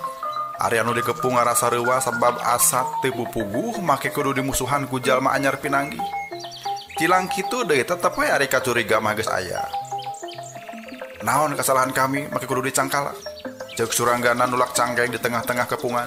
Di tengah-tengah kepungan, kuda nu keur ditarumpakan mah geus ajol-ajolan, sapasang sukuina dikejet-kejet ka luhur. Nyaho, aing teh hayang nyaho naon kesalahan sia. Ngan anu eces, dunungan aing nitah sangkan mun di tengah jalan manggihan jalma nu katelahna Suranggana. Tur ngaku muridna Ki Jongjo kudu dicangkalak. Ayo kaca-kaca, tewak ieu karaman. Ceuk si kumis baplang bari ngalugas bedog. Ari balad-balad namah di antarana aya anu ngaluarkeun cangkalak. Nyaeta sabangsa tambang wadel anu diputer-puter di luhur.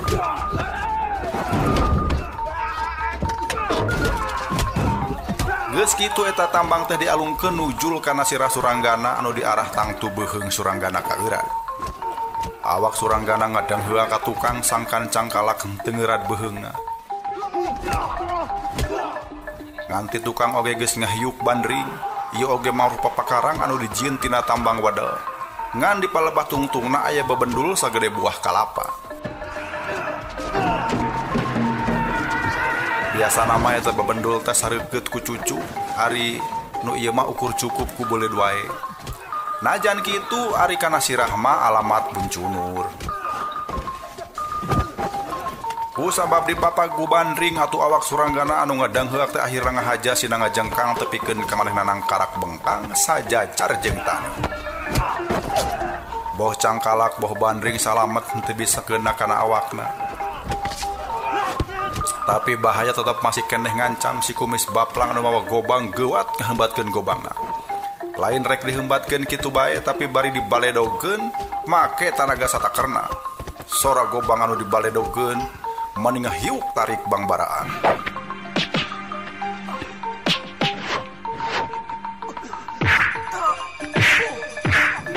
Suranggana mureleng sabab si kumis baplang niatna julig. Lain sakadar arek nyangkalak tapi bari hayang nyilakakeun sagala rupa. Mun Suranggana lain jalma nu boga pangabisa meureun pasti palasra datarangna ka pencug mata gobang. Untung bae Suranggana teh murid Ki Jongjo, jalma anu sakitu manggulang-mangguling. Waktu mata gobang ngabalesat nujul kana tarangna, kumanehna lain dicingcetkeun tapi kalah ka disambat. Sanggeus kasanggap belewar dibalikeun deui ka anu bogana. Cara maledogkeunana dihaja sina muter tepikeun ka kadenge hihiukan leuwih tarik siga kolecer. Si kumis baplang rewaseun pisan pikeun nyalametkeun nyawana eueuh deui carana salian ngagubrageun awak tina tonggong kuda. Iya. Kebut bobokong si kumis baplang neundeut pisan kana taneuh anu kabeneran rada muncugu. Atuh teu eueuheun manehna ngagoak sabab bujurna ka rasalina. Sabot arek kudang deui Suranggana ngarebut gobang ti perjurit sejen. Geus kitu gobang dipake ngancam-ngancam beheung si kumis baplang. Lamun keukeuh rek nyakalak aing. Ieu batur sia anu kumisan, anu kumisna jiga tai bangsa teh bakal palastra deuleu. Ceuk Suranggana hohoak. Mireungeuh baturna diancam kitu anu aran jeuteu ditanggung kuda teh ngadadak eureun teu ngajorag deui. Jiga nama si kumis baplang teh luluguna. Mun oray mah meureun huluna pisan, huluna dicerek, buntutna oge teu walakaya. Sok, ayeuna pilih. Bebaskeun aing atawa si kumis tai kojor, ceuk Suranggana. Bebaskeun we si Suranggana. Bebaskeun. Ceuk si kumis baplang rada gimir, datang tu gobang masih keneh antel kana kulit beheungna. Anu ngarepung teh ngabubarkeun kepunganana. Tapi Suranggana mah acan daek ngabebaskeun si kumis baplang. Sakali deui aing hayang nyaho. Naon pang na aing adek dicengkalak. Ceuk Suranggana masih keneh ngancam-ngancam. Ceuk kami ge tadi. Kami mendarma diparentah. Teu nyaho naon perkarana. Ngantik Pakung Wati teh kitu bae parentahna. Cenah cangkalak si Jongjo jeung muridna. Kitunya. Ceuk si kumis baplang bari menta diheueuhan ka anak buahna. Anak buahna anu aya kana tujuhna teh arunggeuk. Baru aing jeung guru aing kudu dicangkalaknya. Ceuk Suranggana heraneun sote naha ayeuna mah perkara teh bet ngarembet ka guruna. Lamun sia penasaran kana perkarana, hayu sia milu jeung aing. Meureun ke di Pakung Wati sia bakal diberei bernaon nya dosa sia. Ceuk si kumis baplang. Karoge lo atuh aing ari kudu milu jeung sia mah. Meureun sarua we aing rek serah bongkokan. Ceuk Suranggana ambek. Nganana dipikir dibulak-balik mah nya asa perlu ngadatangan langsung ka Pakung Wati teh.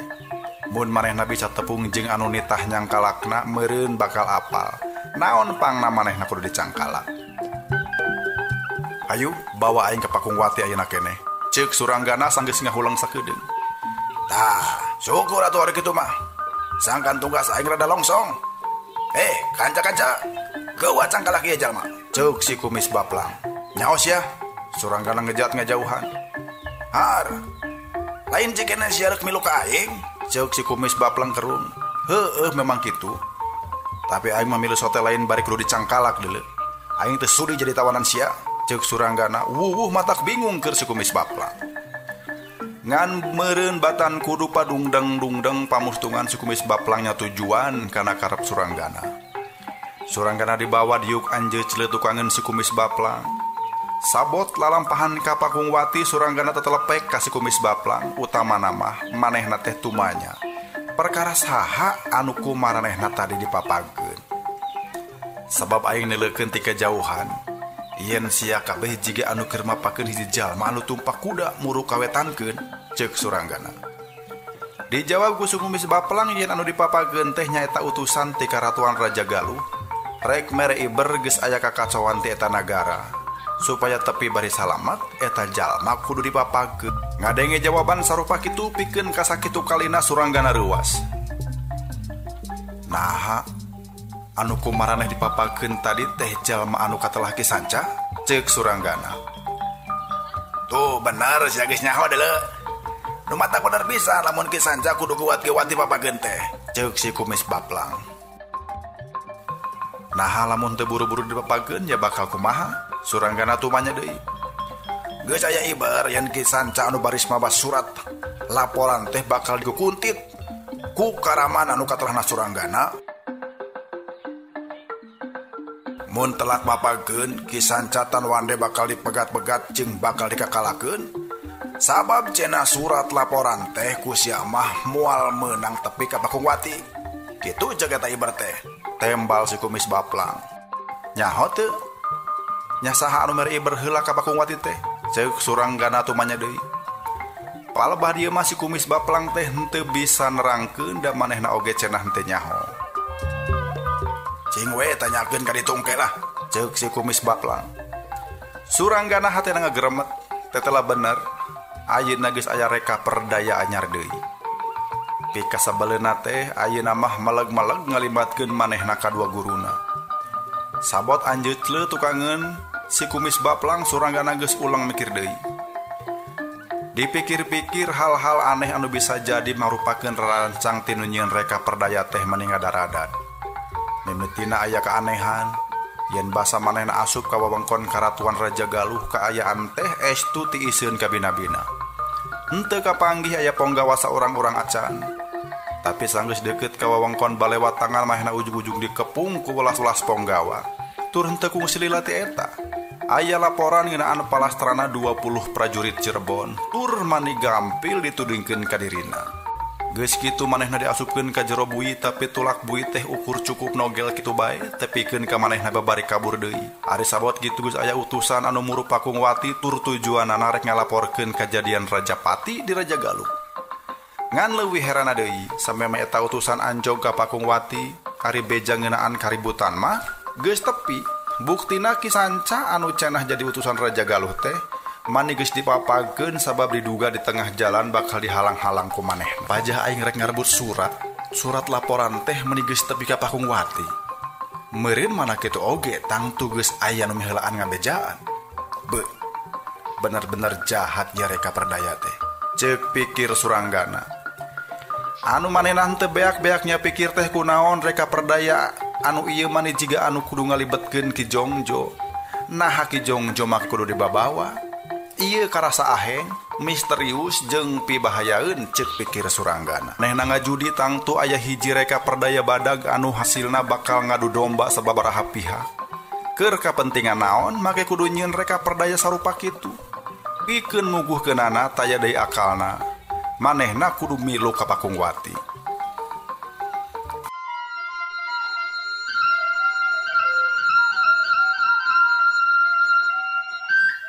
Aduh, hanjakal pisan. Waktosna kabujeng seep ka sugri pamiarsa.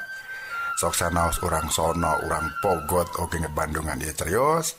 Mungguing urang hirup mah kasengker ku waktos kitu nya. Enjing urang bari teraskeun ieu carios rambut kasih teh. Kang Gilang sapara kanca ngaturkeun nuhun kana sagala perhatosanana. Mangga wilujeng kantun kasadayana permios.